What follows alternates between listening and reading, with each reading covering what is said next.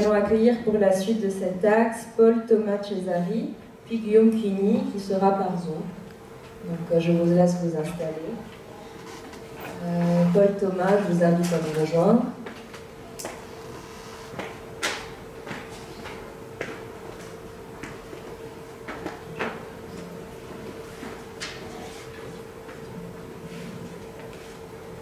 Paul Thomas, vous êtes doctorant en deuxième année en études anglophones à l'université Paul Valéry Montpellier 3, sous la direction du professeur Claude Chastanier. Votre thèse s'intitule Rhapsodizing the Common Man, esthétique et politique de la chanson folk américaine chez Alan Lomax. Celle-ci vise à amorcer une réflexion sur les mécanismes sociopolitiques à l'œuvre dans le travail de collecte et de diffusion de l'ethnomusicologue américain Alan Lomax. Il s'agit d'un travail en études américaines, ce qui vous amène à vous intéresser en particulier aux musiques populaires du sud des États-Unis et de la communauté africaine-américaine. Vous êtes également diplômé de l'Université de Corse en licence LLCER anglais et d'un master MEEF anglais. Vous êtes aussi admis au CAPES. Votre communication s'intitule « Les gens ordinaires au service d'une folk contestataire », l'exemple des enregistrements de terrain d'Alan Lomax. Je vous laisse la parole. Merci déjà aux organisatrices, à Laurine, Magali et Agathe pour cette belle journée. Je regrette de ne pas avoir été avec vous hier, mais je suis très honoré d'être avec vous aujourd'hui ici. Merci aussi aux intervenantes précédentes pour leur belle présentation. Je suis très honoré de partager mon travail avec vous aujourd'hui. Donc je m'intéresse, comme tu l'as dit, aux musiques populaires américaines du XXe siècle et à leur lien au mouvement de contestation sociale. Donc je viens d'une région, la Corse, où le militantisme politique a très souvent été étroitement lié à la production culturelle, à la production artistique et à la musique en particulier. Donc j'imagine que c'est un peu ce qui a forgé mon intérêt pour ce sujet-là. Bien. Alors, avant tout, qui était donc Alan Lomax? Si peu d'entre nous connaissent son nom aujourd'hui, il nous est cependant aisé de mesurer la portée de son travail dans notre quotidien. Durant une carrière qui s'étend de 1933 à 1985, cet ethnomusicologue américain a collecté pas moins de 17 000 enregistrements de terrain dans le monde entier. À l'échelle des États-Unis, son travail a permis la conservation de milliers de chansons qui ont infusé une multitude de genres de musique populaire du XXe siècle, de l'old time au rock'n'roll, en passant par le blues, la folk, le jazz ou encore le gospel.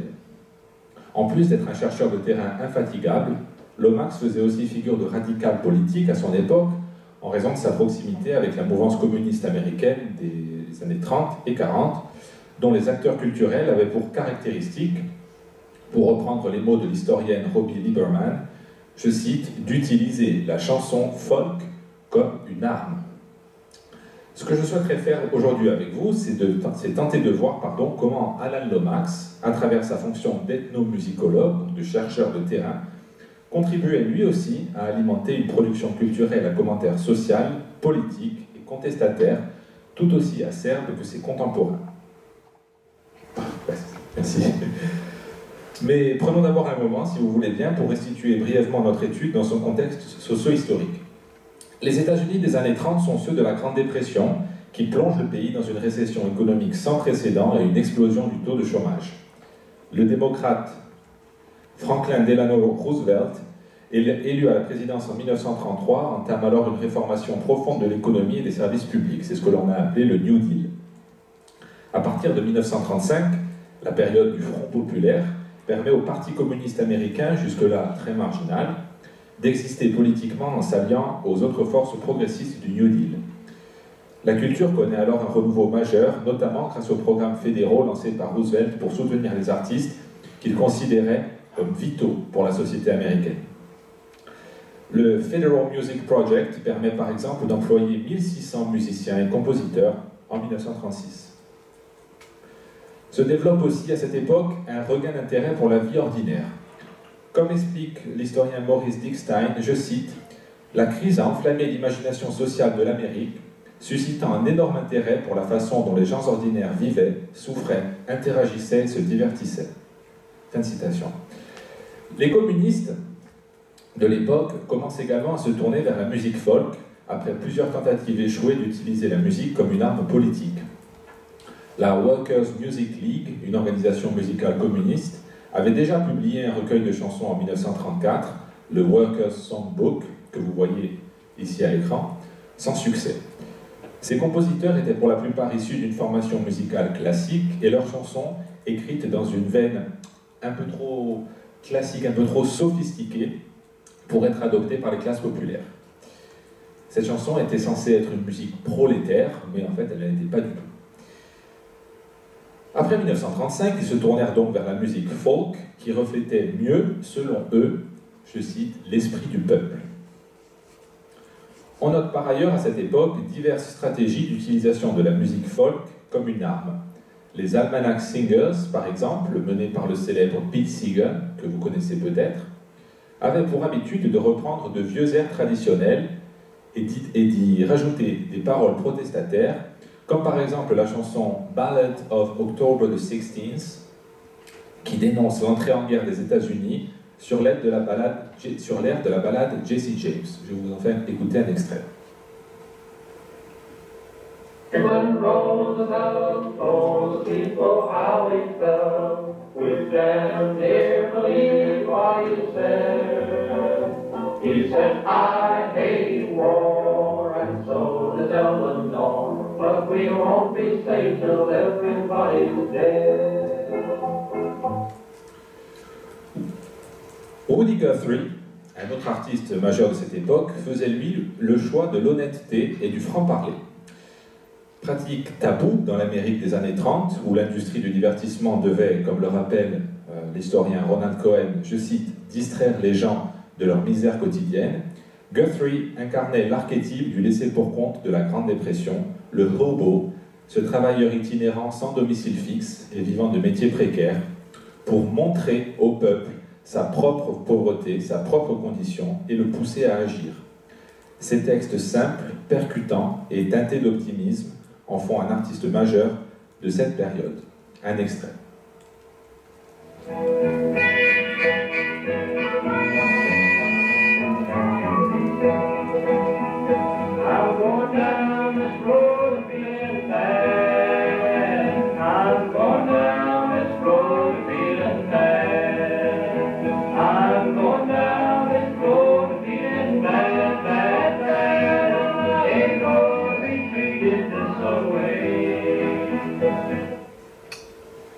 Mais le mainstream de l'époque, la chanson, les tubes de l'époque, je dirais, pouvaient aussi se montrer dans une certaine mesure contestataires, car par exemple, si nous prenons le titre Brother, Can You Spare a Dime, en français, Mon gars, t'aurais pas un sou, qui était un grand succès commercial en 1932, en plein milieu de la Grande Dépression, n'est pas un titre ouvertement politique, bien sûr, mais le reflet qu'il fait de la misère socio-économique de l'époque lui confère naturellement une dimension engagée. Mais alors, me direz-vous, quelle place occupait Alan Lomax, la personne dont je suis censé parler depuis le début, dans tout cela? En effet, il ne composait pas de chansons prolétaires, il ne prenait pas de mélodies traditionnelles comme les Almanac Singers pour y écrire des textes subversifs, il n'incarnait pas non plus le vagabond de Guthrie sorti tout droit d'un roman de John Steinbeck, et n'était pas un artiste à succès classé dans les charts. Mais sa démarche avait pourtant des airs de combat socialiste. Donc les travaux d'Alan Lomax laissent apparaître un intérêt marqué pour la vie des gens ordinaires. On lit par exemple dans la préface de l'un de ses recueils de chansons que, je cite, « Le folkloriste a le devoir de se faire le défenseur de l'homme ordinaire ». Un autre recueil précise que la plupart des chanteurs rencontrés pour l'écriture de ce livre sont des pauvres, des fermiers, des ouvriers, des détenus, des retraités, des travailleurs humanitaires, des femmes au foyer, des guitaristes vagabonds. Fin de citation. Combiné à son travail de terrain, ce type de discours a quelque chose d'éminemment politique et même socialiste, si on le rapproche de la philosophie de quelqu'un comme George Orwell, que vous connaissez très sûrement. Ce dernier estimait en effet que toute critique des dérives capitalistes et tout projet socialiste cohérent n'avait d'autre choix que de s'articuler avec la défense des valeurs de décence commune présentes chez les classes populaires. Selon Jean-Claude Michéa, philosophe français, les gens ordinaires orwelliens se définiraient comme, je cite, « tous ceux, quelle que soit leur famille politique d'origine, qui n'aspirent qu'à vivre décemment d'une activité ayant une signification humaine et qui, par conséquent, ne cherchent habituellement ni à s'enrichir, ni à exercer du pouvoir, ni à vivre au détriment de leurs semblables. » Fin de citation.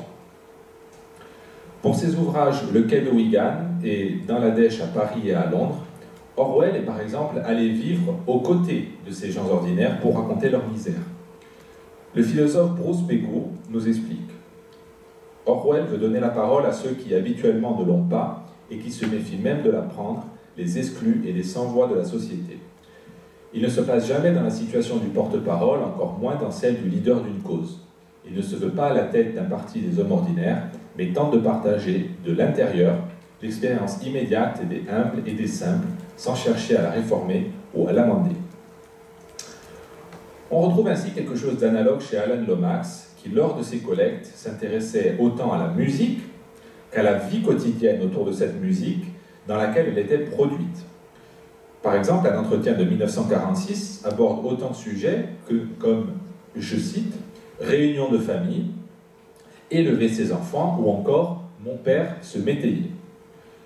En 1938, il écrivait dans sa critique de l'ouvrage « Folk Songs of Mississippi and Their Background » d'Arthur Hudson, je cite, « Hudson ne mentionne jamais la pauvreté et le désespoir d'aucun de ses informateurs, bien que j'ai constaté que ces personnes sont beaucoup plus désireuses de parler de la maigreur de leur vie que de chansons. » Un an plus tard, alors animateur d'une émission de radio sur CBS intitulée « Folk Songs of America », Lomax écrivait à Earl Beck, un folkloriste du Michigan et spécialiste de chants de bûcherons, pour lui demander, je cite, « toute biographie, tout journal intime ou toute histoire sur les bûcherons qui contiendrait plus que de simples informations sur le processus d'exploitation forestière et qui en dirait plus sur les hommes et leurs loisirs. » On serait alors en droit de se poser la question, et vous êtes en droit de vous poser la question, que pouvait bien faire Alan Lomax de toutes ces informations de terrain, de toutes ces données sociologiques sur la pauvreté, sur les inégalités, les us et coutumes et autres plaisirs quotidiens des gens ordinaires? Bien, essayons l'espace d'un instant, si vous le voulez bien, d'oublier sa fonction de chercheur, à proprement parler, et de le considérer comme un passeur culturel. Car Lomax n'était pas seulement un chercheur, il était également pédagogue et vulgarisateur. Il collectait, mais surtout, il transmettait. Ses collectes étaient entreposées à la Bibliothèque du Congrès à Washington, où il travailla comme archiviste en chef de la division musicale entre 1937 et 1942. Là, il recevait régulièrement des artistes comme Earl Robinson, Pete Seeger, Josh White, Belle Ives, Woody Guthrie, pour leur faire écouter des disques ou leur apprendre des chansons, ce genre de choses. Alors, ce ne sont peut-être pas des artistes que vous connaissez aujourd'hui, j'en conviens, mais qui ont été des influences majeures sur le mouvement folk des années 60 aux États-Unis pour des artistes un peu plus connus comme Bob Dylan, par exemple, ou Joan Baez. Cette expérience du terrain, Lomax cherchait également à la réinjecter dans ses émissions radio.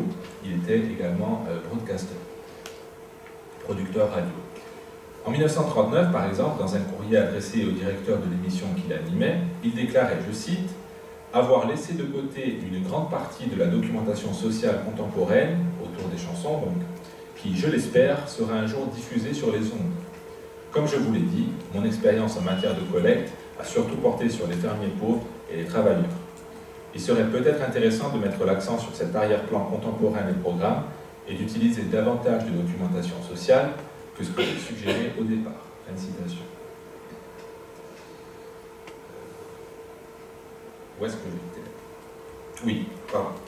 Lomax était bien sûr conscient, on le voit dans cette situation, des implications politiques de ces informations diffusées à la radio. Comme je l'ai dit, on ne pouvait pas parler de tout à l'époque sur les ondes. En parallèle, en revanche, les diverses conférences et cafés-concerts qu'il donnait sur la musique américaine lui offraient davantage de liberté. Une communication sur la musique africaine-américaine de 1943 offre un bon exemple de la dimension politique de son approche. Il déclare en effet à la fin de celle-ci, je cite, « Ces chansons sont pleines d'amour, de solitude, et n'aspirent qu'à de la douceur et de la gentillesse dans ce monde. Ces chansons ont jailli de l'esclavage, de la misère, elles sont nées de gens durs et de gens bien. Fin de citation. Lomax est attaché également une grande importance à l'interprétation de ces chansons, et pas le texte forcément à proprement parler. Pour lui, je cite, « Ce qui nous définit, c'est la façon dont nous nous produisons. Ce qui nous définit, c'est la façon dont nous nous produisons, et pas ce que nous chantons nécessairement. » Laissez-moi donc vous passer un extrait de la chanson « Walking Blues », interprétée par le bluesman Son House, et enregistré par Alan Lomax, alors que House n'était encore qu'un conducteur de tracteur dans une plantation du Mississippi en 1941.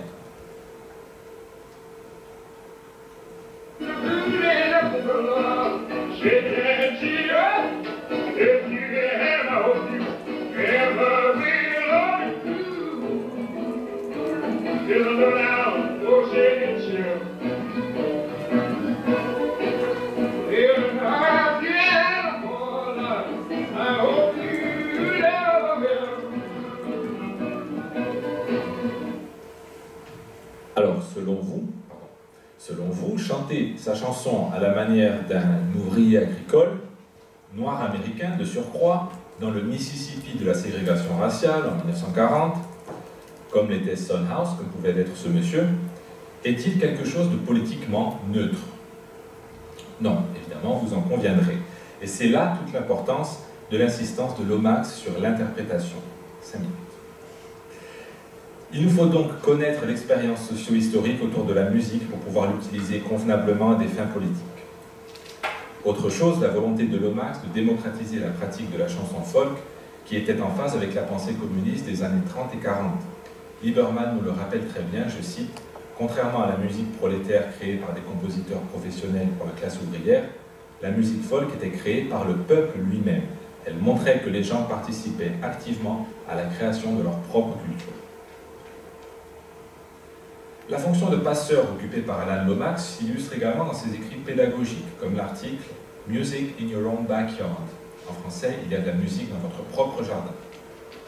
Dans ce texte, adressé à de jeunes filles scouts, il explique que leur pratique visant à se divertir en chantant des chansons au coin du feu, que l'on connaît tous et qu'on apprécie tous dans une certaine mesure, est identique à celle, je cite, du cow-boy des plaines de l'Ouest et du montagnard du Kentucky.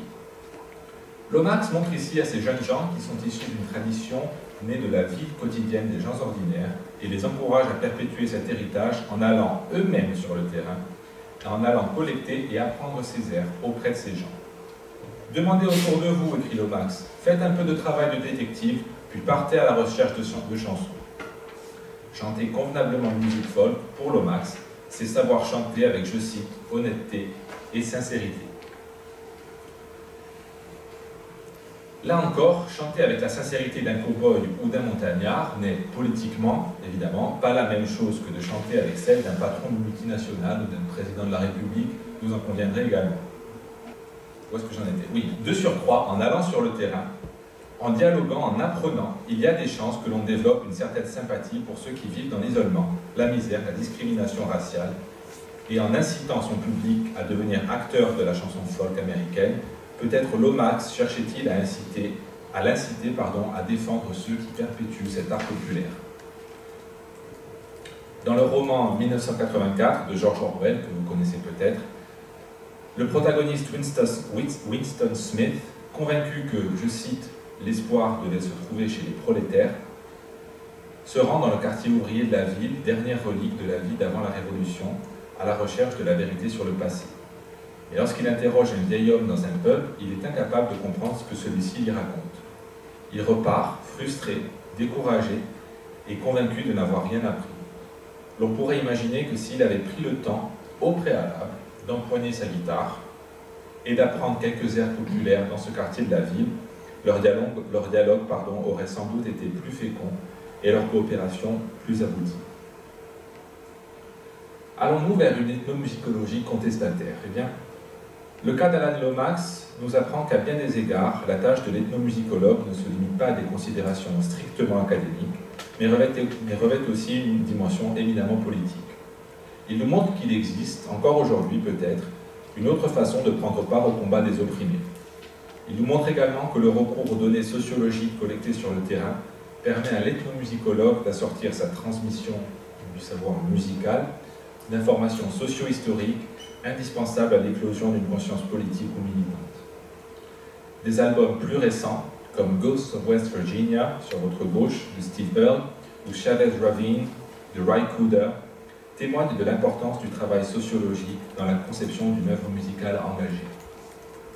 À une époque où la force de frappe des artistes dans les combats sociopolitiques continue d'être remise en question, il convient, me semble-t-il, de rappeler à l'artiste et aux militants que l'un n'est sûrement rien sans l'autre, si tant est qu'il s'agisse de deux personnes différentes.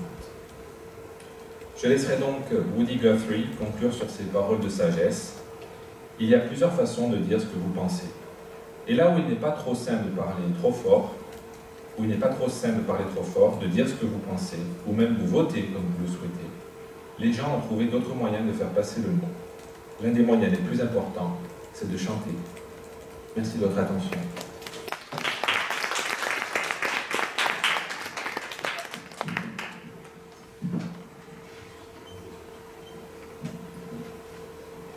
Merci beaucoup pour cette superbe présentation qui nous a apporté plein de références musicales qui nous me tardent personnellement de tester à la maison.